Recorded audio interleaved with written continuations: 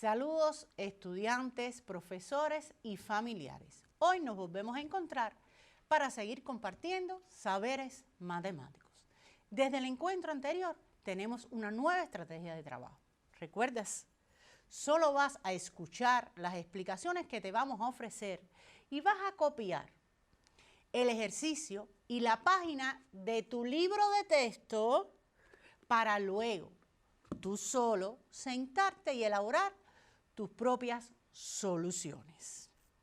Vamos entonces a darle paso al tema de la clase de hoy. El tema es ejercito y aprendo. Observa, hay una frase muy bonita de nuestro presidente. Ahí, en esa misma imagen, dice: la matemática ordena el pensamiento lógico, lo cual posibilita trabajar mejor y ordenar algorítmicamente los procesos. Sí, claro, es nuestra asignatura la que te ayuda a organizar tu pensamiento, a tener un desarrollo lógico de las ideas, no solo para los ejercicios matemáticos, para cualquier situación de la vida. Entonces, iniciemos las actividades de hoy con un ejercicio. El ejercicio 7 de la página 365. ¿Ya todos tienen su libro abierto en la página 365? Pues entonces vamos a darle lectura a este ejercicio.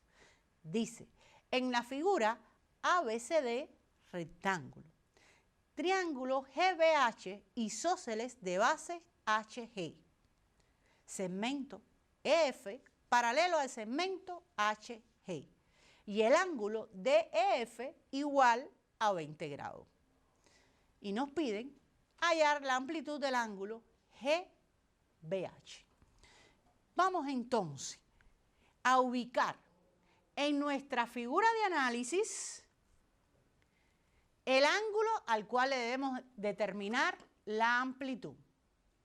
Bien, ahí pueden ver que es un triángulo interior del triángulo GBH, que ya sabemos por los datos que es isósceles. Vamos entonces a ver qué datos nos dan. Vamos a ir analizando cada uno de los datos e interpretando la información. Sí, teniendo en cuenta las propiedades y teoremas que se cumplen de acuerdo a la información. Si ABCD es un rectángulo, entonces podemos decir que todos sus ángulos, interiores por supuesto, son rectos de 90 grados. Además, que los lados opuestos tienen la misma longitud y son paralelos. Ya eso lo puedes ir ubicando en tu figura de análisis. Además, nos dicen que el triángulo GBH es isósceles de base HG. Hay que tener muy claro cuál es el lado que es la base. Tú lo sabes, para poder entonces marcar cuáles son los ángulos que son iguales, los relativos a esa base. Y los lados que no son base son iguales. Entonces puedes rápidamente en tu figura marcar esos elementos iguales. Lo que te estoy mencionando es el procedimiento de trabajo que vas a realizar después tú solo cuando elabores tu respuesta. También nos dicen que el segmento EF es paralelo al segmento HG. Si los segmentos son paralelos, entonces activo mi mente y pienso en ángulos entre paralelas. Vamos a observar cuáles son los ángulos entre paralelas que se determinan. Que sus amplitudes sean iguales. Por ejemplo, el ángulo DFE va a ser igual al ángulo FHG. ¿Por qué? Porque son ángulos correspondientes entre paralelas. Y además, también puedes decir que el ángulo DHG es igual al ángulo interior del triángulo isósceles HGB, porque son en este caso alternos entre paralelas. También tienes otro dato, y es que el ángulo DEF, su valor es 20 grados. Esa es la amplitud. Lo puedes colocar también en tu figura. Si eres buen observador, tienes un triángulo en la esquinita superior que conoces el valor, o sea, la amplitud de 2 de sus ángulos. Muy fácil pudieras hallar el ángulo que te falta de los interiores, porque conoces que la suma de los ángulos interiores de un triángulo es 180 grados. Pero analiza siempre cuál es el ángulo que estamos calculando su amplitud. Fíjate que el ángulo que vamos a calcularle su amplitud es el ángulo GBH. ¿Y qué relación tiene este ángulo con el ángulo que está dibujado en amarillo? Sí, el que te dije hace un segundo, que podías calcular por suma de ángulos interiores. Observa bien tu figura. Sí tienen relación, porque todos los ángulos que estamos representando en amarillo son iguales. Uno por ser correspondiente, los otros por ser alternos, y el otro, el alterno interior del triángulo, es igual al otro interior por ser ángulos bases del triángulo isósceles. Por tanto, todos tienen la misma amplitud. Si calculamos el ángulo ese, el que está dibujado en amarillo, del triángulo DEF, o sea, el ángulo DFE, entonces vamos a poder calcular el ángulo que nos piden. Vamos a ver cómo nos debe ir quedando escrito en su libreta la solución cuando estén solo trabajando. Miren, es importante recordar que en los ejercicios de cálculo geométrico, lo primero que se escribe es la relación que se establece. Luego, su fundamentación basada en teoremas y propiedades, para más tarde calcular el valor que le piden, sustituyendo, efectuando las operaciones de cálculo, y de esta manera puedes concluir tu ejercicio cuando sea el cálculo de amplitudes o longitudes, ¿verdad? En este caso es la amplitud de un ángulo. Pues bien, ya podemos plantear la relación que establece que los ángulos interiores de un triángulo, su amplitud es 180 grados, o sea, cuando sumas estos tres ángulos, te da 180 grados, que eso es una propiedad que cumplen todos los triángulos. Luego vas a sustituir los valores conocidos, el que vale 20 grados, el que su amplitud es 90, vas a poder entonces efectuar el cálculo matemático y entonces obtener el valor del ángulo EFD. El EFD es interior de ese triángulo rectángulo EDF. Por tanto, ya yo puedo decir que todos los ángulos que están marcados en mi figura en amarillo, su valor, su amplitud es de 70 grados. ¿Y cuál es el ángulo que nos piden? Es el ángulo GDH. Por tanto, si trabajo con el triángulo GHB, puedo calcular la amplitud también por suma de ángulos interiores en este triángulo del ángulo que nos falta. El mismo proceder que ya conoces. Pero existe una segunda vía de solución para llegar también al valor de ese ángulo. Pudieras pensar, bueno, en el punto E superior que pertenece al lado de C del rectángulo, se forman tres ángulos consecutivos, ángulos que también suman 180 grados porque son ángulos adyacentes. Están consecutivos a un mismo lado de una recta. Correcto.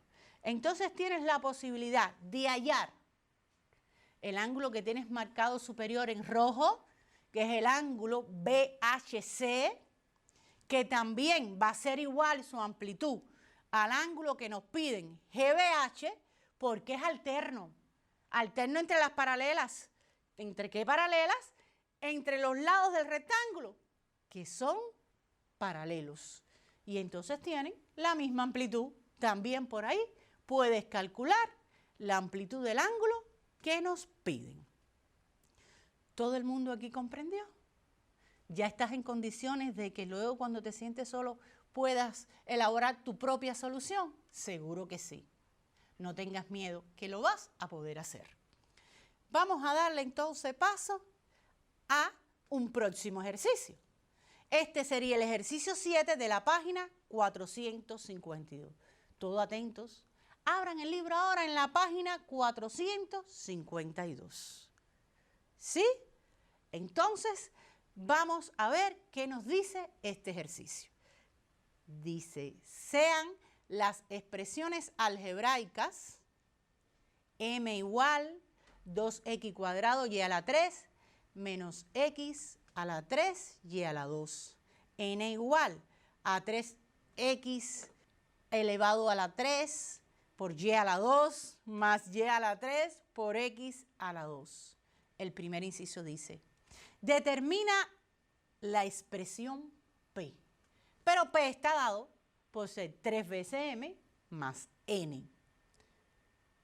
Y el inciso B, debemos hallar el valor numérico de P, que es la expresión que vamos a obtener en el inciso A, dado valores de X y Y, para luego decir a qué conjunto numérico más restringido pertenece ese valor numérico que usted va a calcular. Pero miren quién es X y quién es Y.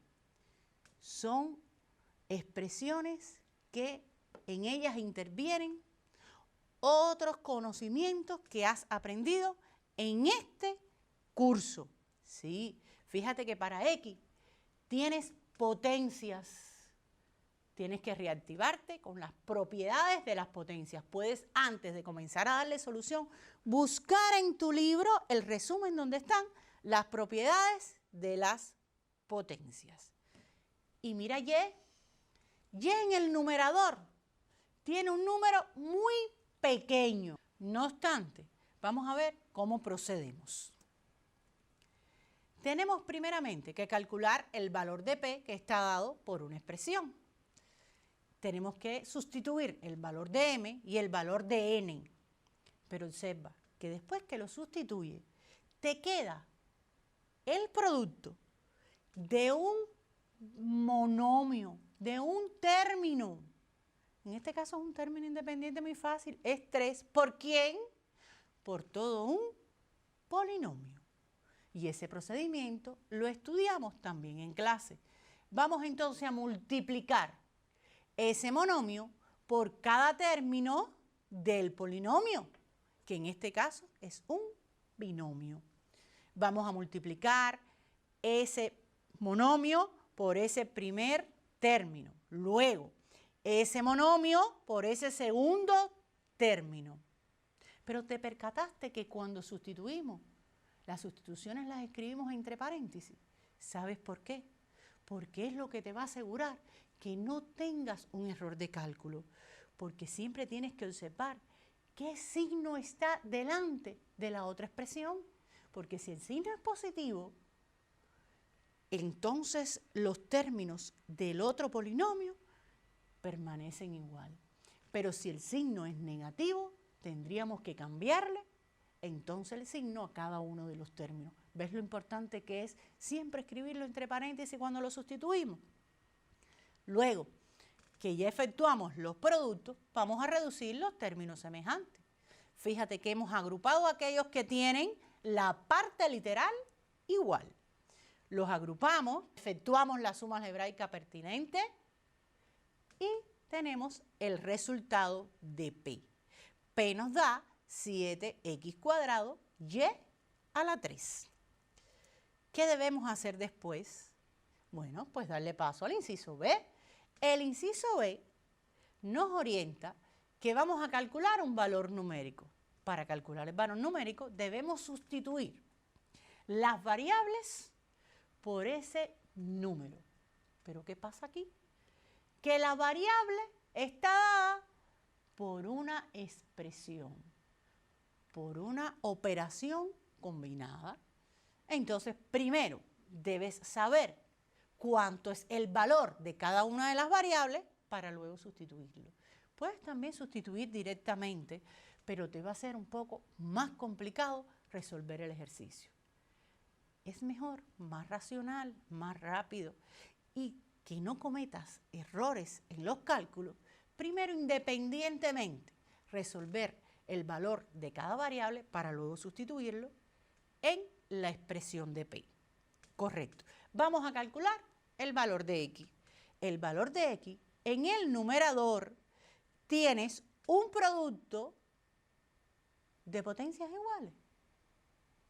No. Observa que el segundo factor es 49 elevado a la 30. 49 y 7. ¿Podemos convertirlo en la misma base? Sí, ¿verdad? Porque 49 sería 7 elevado a la 2. Ese es el primer paso que debes hacer. ¿Para qué? Para luego efectuar la propiedad de potencia de una potencia y entonces sí llegar a que las bases son iguales y poder utilizar la propiedad de producto de bases iguales. Fíjate que ahora tienes la misma base en las tres potencias, en las del numerador y la del denominador. Vamos a trabajar con el numerador, vamos a mantener la base y vamos a adicionar los exponentes. ¿Correcto? Y después, ¿qué debemos hacer? Estamos ahora en presencia de un cociente de bases iguales. Entonces vamos a mantener la base y vamos a sustraer los exponentes. Mira, atento, observa bien, el exponente nos dio un número negativo. ¿Ahí concluimos el ejercicio? No, ¿verdad? Debemos aplicar la definición de exponente negativo. Entonces, aplicamos esa definición que la tienes ahí marcada en la lámina y ya puedes obtener el resultado. Y nos dio 1/7. ¿Que tienes dudas en aplicar la definición, la del exponente negativo? Sí, es muy sencillo. Se convierte en una fracción donde el numerador es 1 y el denominador es la propia base, pero el exponente ahora va a ser positivo. Sí, el mismo, pero positivo. Correcto. Lo resuelves, esa potencia, que en este caso, como era 1, 7 a la 1 es 7. Y ya obtienes el valor. Ahora sí te quedó claro. Entonces ya tenemos el valor de X. Vamos a calcular el valor de Y. Fíjate, en Y tenemos una fracción donde el numerador es un número bien pequeño. Vamos a convertirlo entonces en notación científica. Vamos entonces a correr la coma. ¿Cuántos lugares? Pero primero ten en cuenta que para escribir un número en notación científica tiene que estar el número entre 1 y 9. Corremos la coma. ¿Cuántos lugares hasta llegar al número que esté entre 1 y 9? En este caso, casualmente, es 9 lugares a la derecha. Lo corremos y sería 1 por 10. Acuérdate que es la combinación de ese valor por una potencia 10. ¿Por 10 elevado a cuánto? A la menos 9. ¿Y por qué negativo? Porque para que sea una igualdad entre el número pequeño y ese número escrito en notación científica, usted cuando va a convertir el número escrito en notación científica en una expresión decimal, va a correr en sentido de cómo se encuentran los números en la recta numérica. Si es negativo, los números negativos están a la izquierda, por tanto usted va a correr la coma hacia la izquierda. Y si es positivo, lo va a correr hacia la derecha. Pero cuando le escribe que va a convertir el decimal en notación científica, recuerda que tienes que pensar contrario para que sea igual la expresión decimal a la expresión en notación científica. Luego sería menos 9. Y nos quedaría entonces en el numerador 1 por 10 a la menos 9. Pero en el denominador, observa bien, en el denominador, ¿qué tienes? ¿Son las bases iguales? No. ¿Y los exponentes? Son iguales. Entonces vas a aplicar ahora el producto de potencias de diferentes bases. ¿Cómo se resuelve? Multiplicamos las bases y mantenemos el exponente.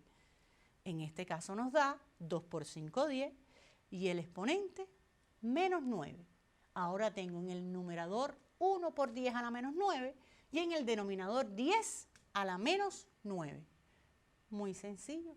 Como tanto en el numerador como en el denominador aparecen valores iguales, yo los puedo simplificar. Y la respuesta sería 1. Y ahora tienes el valor de X y tienes el valor de Y. ¿Qué te falta para calcular el valor numérico de la expresión P? Sustituir en la expresión de P, que es 7X a la 2 por Y a la 3, el valor de X y de Y. Y vas a poder entonces, efectuando los cálculos, determinar el valor numérico de P. En este caso nos dio menos 1 sobre 7. Sí, porque fíjense que a la derecha, en tu lámina, aparece algo significativo. Cuando estoy trabajando con menos 1 elevado a la 3, tengo en este caso la base negativa. Y recuerdas que aprendiste en la unidad 1 que cuando la base es negativa, tenemos que analizar qué número está en el exponente. Si el exponente es un número par o impar. Si es par, ¿qué pasaba con la potencia? Que iba a ser positiva. Y si es impar, su potencia es negativa. Como es menos 1 elevado a la 3, 3 es un número impar, el resultado nos va a dar negativo. De ahí que nos dé menos 1, el resultado de menos 1 elevado a la 3. Esa es una característica específica que tienes que tener en cuenta cuando estés realizando los cálculos. No lo puedes olvidar. Entonces continuemos. El ejercicio solo no se quedaba en hallar el valor numérico de P, sino nos preguntaban también cuál era el conjunto numérico más restringido al que pertenecía ese resultado obtenido, ese menos 1 sobre 7. Tú estudiaste en este grado que existen varios conjuntos numéricos. Estudiaste los naturales desde primaria, los fraccionarios de primaria, los enteros y los racionales. Ahora tienes que determinar a cuál conjunto más restringido, más pequeño, pertenece menos 1 sobre 7. Fíjate que es un número negativo escrito en forma de fracción. Natural no es. Fraccionario tampoco. Entero mucho menos. Entonces, ¿a qué conjunto numérico más restringido pertenece? Efectivamente, a los racionales. Y esa sería la respuesta de tu inciso. Existe otro ejercicio que te propongo que también resuelvas. Es el ejercicio 12, el inciso B. ¿Qué dice? Se me olvidaba recordarte la página 436 de tu libro, que dice que usted va a hallar el parámetro que se indica en una ecuación lineal y le dan el valor de X de la variable. Usted sustituye el valor de X por ese número y entonces va a estar en presencia de ¿qué les va a quedar? Una ecuación donde ¿quién va a ser la incógnita para usted? A. Y va a poder determinar por los cálculos cuánto es el valor de A. Hasta aquí hemos estado resumiendo de manera muy sencilla cómo trabajar integrando varios conocimientos que estudiamos en séptimo grado en nuestra asignatura matemática. Ya puedes luego sentarte más tarde o mañana quizás a elaborar tus propias soluciones. Te propongo entonces de tarea, o sea, de tareas de aprendizaje, resolver los siguientes ejercicios. Los ejercicios del capítulo, el 11 de la página 453, el ejercicio 7 de la página 368 y el ejercicio 17 de la página 367. Pero eso no te limita para que puedas hacer todos los ejercicios del capítulo. Todos los puedes hacer porque estás en condiciones para esto. Bueno, sabes que debes estar muy tranquilo en casa y seguir manteniendo las medidas higiénicas que están orientadas. ¿Sí? Lávate bien las manos. No te lleves las manos a los ojos, ni a la boca, ni a la nariz. Y está todo el tiempo tranquilo en casa, que tienes suficientes actividades para estar entretenido. Entonces, pensando que todos van a ser capaces de resolver estos ejercicios, los espero en el próximo encuentro.